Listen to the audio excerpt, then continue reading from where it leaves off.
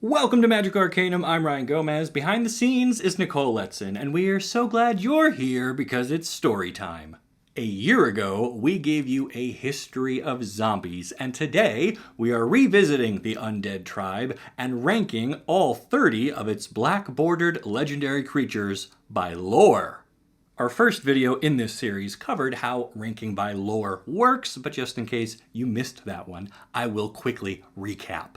Each legendary creature will be scored from 1 to 10 in 4 categories. The first is legendary, which measures how important this character was to the Magic story. In other words, do they deserve to have a legendary creature card? O is for Otherworldly. Does this creature fit within the Magic multiverse while having its own unique design and style? R is for Reflection. Does the card reflect how the character behaves in the stories? Does it capture their skills and abilities? And E is for Extra. Now, after doing the Elementals video and getting some feedback from you guys, I decided to dial this one in a bit. For the zombies, the Extra score will now represent how personally scared I am that this zombie will eat my brain. Okay, one last thing. Any tiebreakers were settled by Nicole, and if you have a problem with that, you should join our Patreon, and then you can message her directly through our private Discord. She knows she deserves it. Anyway, 30 legendary zombies. Let's see how they rank by lore. First, I actually have an honorable mention, and that goes to Zul Asher Lich Lord, who appears in the flavor text of 7 cards, but hasn't been given their own yet. Perhaps we'll see them in Commander Legends. In 30th place with a score of just 13 points and a mustache I find personally insulting, Boris Devilboon. This guy was so pathetic while alive, his own master killed him and brought him back as a zombie, which only improved his powers slightly. His boss was Ramses Overdark, who was a minion of Nicol Bolas, which means old Boris here was like a C-string character at best. I don't think he could even eat a bowl of soup without messing it up, much less my brains. Next is Corelash, heir to Blackblade, and we know very little about him other than he was one of the few dark forces to carry the Blackblade, a legendary weapon of terrible power that eventually found its way into the hands of Belzenlock and then Gideon, but that is a story for another time. Lord of Tresserhorn is in 27th place. He was a minor speed bump for Joda back in the day, and he was created to stop the undead within Tresserhorn from rebelling after the death of Limdul, which basically makes him a zombie administrative assistant. My nickname for him is Good Buddy on account of his stats being 10-4, but I wouldn't call him that to his face because he does look like he would eat my brain if given the chance. Hakon is next, and he was a minor character on Dominaria who fought King Darien from dusk until dawn, when all the king's horses and all the king's men helped him put the zombie into the ground again. In 26th place, we find Nekusor, who was created for a commander deck, and they don't usually get a lot of story. We do know he was an unpopular king while he was alive, and he possibly let himself be killed so that he could continue to torture his enemies from the shadows. Dralnu comes next. He stood on the side of the coalition against the Phyrexians during the invasion of Dominaria, but he had plans in place to betray his allies eventually. His ability to grant flashback to instants and sorceries in your graveyard doesn't feel very zombie-ish to me, and he seems like too much of a schemer to be interested in eating my brains specifically, so he doesn't score very high on my list. Then we reach a 4-way tie with the God Eternals. These were the gods of Amonkhet, brought to Ravnica by Nicol Bolas to help him overtake the plane during the War of the Spark. Now, the gods are significant characters. They appear in multiple sets and have a major impact on the plot, and you cannot deny a 30-foot-tall, crocodile-headed zombie coated in Lazotep is anything but otherworldly. But their cards don't really capture what the gods do in the story, and they're so big they wouldn't bother to eat my brain, which hurts their final score. Meanwhile, over on Theros, gods and zombies continue to cross the streams with Daxos the Returned in 20th place. Daxos was an oracle of Heliod, and he fell in love with Elspeth after helping her defeat the Hydra Polukranos. Unfortunately, Xenagos tricked Elspeth into killing Daxos. He then made a deal with Erebos, becoming one of the Returned, replacing his face with a golden mask and giving up his memories for another shot at life as a zombie. Eventually, Daxos would be remade as a demigod champion of Heliod, which means this character has had multiple cards over the years, but this version, which was created just for Commander, is probably my least favorite of them. Girard, Golgari Lich Lord, comes next. He was a zombie elf that ruled the Golgari Swarm, one of the 10 guilds of Ravnica, before being dethroned by the planeswalker Vraska. He came back from death once, and his card does actually capture that as one of the few legendary zombies that can get itself out of the graveyard, but he's from a set that was crowded with other legendary characters, and he didn't have much of a direct impact on the story himself. In 18th place, we get what I believe is the only red zombie on Innistrad, and that's Kraum, Ludovic's Opus. Created for Commander, so no real presence in the story. I'm also not clear why he draws cards, but I would be afraid of at least one of his heads trying to eat my brain while soaring by on his galvanic membranes. You know, I gotta admit, a hasty flying zombie is pretty terrifying, even by Innistrad standards. And that's not even the best this plane has to offer. Grimgrin comes next, and while he looks like a classic zombie assembled from spare parts, it's the fact that his creator Geralf named him after his sister Glissa that I find really charming. We're going back up into the sky again with our next legendary zombie, and that's Bladewing the Risen. Originally Rorik's Bladewing, he was a pit fighter in Oteria before being killed and subsequently reanimated. His brood believes themselves to be the rightful heirs to Shiv, home of the famous Shivan dragons, and they find the idea of equality between races to be repulsive. So if you're looking for a new commander for your dragon deck, zombie deck, or Donald Trump deck, pick up a foil Bladewing today. Anyway, Timoret the Murder King is next in 15th place. He would eventually be the chosen demigod of Erebos, but before that, he led raids against the living on Theros and developed a fearsome reputation. I cannot rule out him having eaten a few brains in his time.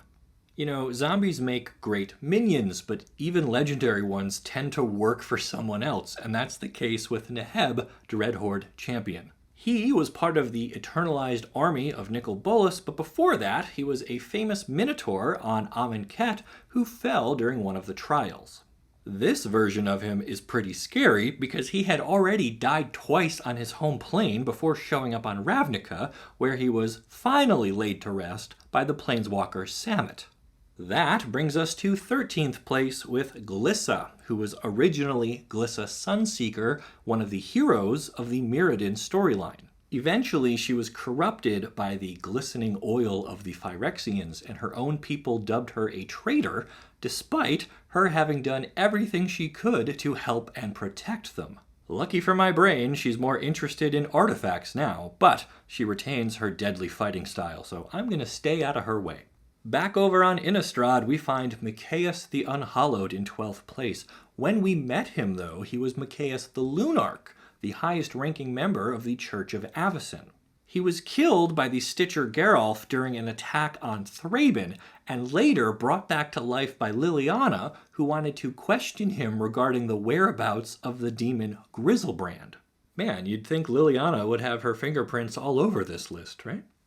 Anyway, for our number 11, we're back to Theros with Polukranos Unchained. Now remember, this Hydra was slain by Elspeth with the help of Daxos, but he managed to escape the underworld during the war between the gods. With the power level of Standard being what it is, this version of Polukranos has not generated the memes of his predecessor, but the card does capture his vicious nature and ability to escape death, which is good enough to land him just outside our top 10. From here on out, the legendary zombies will be among the best Magic has to offer, with strong scores in multiple categories, but only one can claim the Golden Mustache, which is a new award I just came up with right this minute. Who will be the first brain eater to wear it? Let's find out. 10th place goes to Verina, Lich Queen. The passage of time has become meaningless to her, and she can peer into a range of unfulfilled futures and then raise zombies from those discarded realities. That is such a weird and magical thing. I love it, and her card captures it well, but she was created for Commander and hasn't had any impact on the story, which keeps her from appearing higher on the list. In 9th place, we get Balthor the Defiled, a zombified version of the Dominarian hero Balthor the Stout. He fought the Phyrexians and was a mentor to Kamal and Jessica before being zombified by the Cabal. He retained enough of his memories, though, to ask Kamal to put him out of his misery, after which he then became a benevolent spirit. Early magic stories, man, they were something else. Nahem the Eternal claims our number 8 spot. I know we talked about him before, but this version to me is more scary. He's got the Afflict ability, which I love, making your opponent choose between not blocking and taking damage or blocking and losing life feels so evil. Nahem even gets a personal endorsement from Nicol Bolas in the flavor text, and it's not impossible he would eat my brain if the Elder Dragon told him to. So, overall, not a bad zombie. How do you beat a Lazotep-plated undead Minotaur? With the ungodly fusion of a Necromancer and an Elementalist in the form of Skullbriar. The Walking Grave is one of the most mechanically unique zombies on the list, retaining counters as it moves from zone to zone, giving it a terrifying sense of inevitability as it continues to grow stronger and stronger the longer the game goes. In 6th place, we find Storev, currently an ally of Vraska, the Golgari queen on Ravnica. Storev is talented in politics and necromancy, and she leads the Erstwhile, an army of elite zombie elves unearthed right before the War of the Spark. As a trusted member of Vraska's inner circle, Storev is well positioned to impact the story going forward. And she looks hungry enough to eat my brain, which has got to taste better than whatever it is they serve down there in the sewers under Ravnica. Cedrus, the Traitor King, takes the number 5 spot, and his story is somewhat tragic. He was once a noble king, but when L.O.R.E was sundered, he found himself on a shard lacking green or white mana. He and his followers resisted the growing forces of evil as long as they could, but he eventually accepted their offer for power if he would switch sides. His subjects then called him Grixis, which was their word for traitor. Next, we come to Sadisi Khan of the Sultai Brood, which gives her a score good enough for 4th place in this timeline anyway. Thanks to the history of Tarkir being altered, Sadisi went from being the decadent yet ruthless ruler of her clan to serving its new master, the Elder Dragon Silumgar. Even so, the zombified Naga managed to exploit her way into a position of power and now serves as one of the Elder Dragon's top advisors, although she obviously has greater aspirations still in mind. Grixis might be named for Cedrus, but even he is no match for Thraxamundar, who paints the earth red. Drawn to the sounds and emotions of battle, Thraxamundar loves war and will slaughter both sides with glee. The only thing about him I do not understand is why is he an assassin and not a warrior or a knight or something? He doesn't strike me as the subtle type, you know? Still, to top that, we are going to need one of the most nightmarish creatures Magic has ever put forth, and we'll find it in our 2nd place zombie, Geth, Lord of the Vault. His name is a reference to the Vault of Whispers, where he ruled things for a while before being beheaded by one of his own minions. He would eventually end up with a new Phyrexian body and use it to retake control of the Mephidos Swamp, where he now sits and waits for whatever is to come next. So that's a zombie head on top of a mechanical spider body. Good luck sleeping tonight, everyone. That leaves us with just one legendary zombie, and it is fitting he would have a personal connection to the greatest necromancer in the multiverse. In 1st place, I give you Josu Vess, Lich Knight. He's the brother of Liliana Vess, and his story spans some 200 years on Dominaria.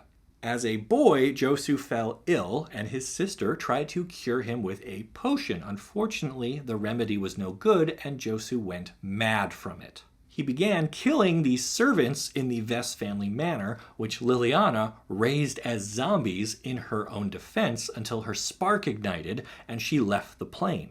Liliana would return much later and find things had changed quite a bit. In her absence, the Cabal had recruited Josu, and he was now a Lich Knight in the service of the demon Belzenlok. So he was present in the story for Liliana's origins as a planeswalker, and he was connected to the 4 demons she had to kill to rid herself of her contract. That gives him a pretty good legendary score. Let's take a look at his art. He looks so calm and composed sitting atop his horse. His helmet has these ridiculous horns on it, and it closes to make a skull face.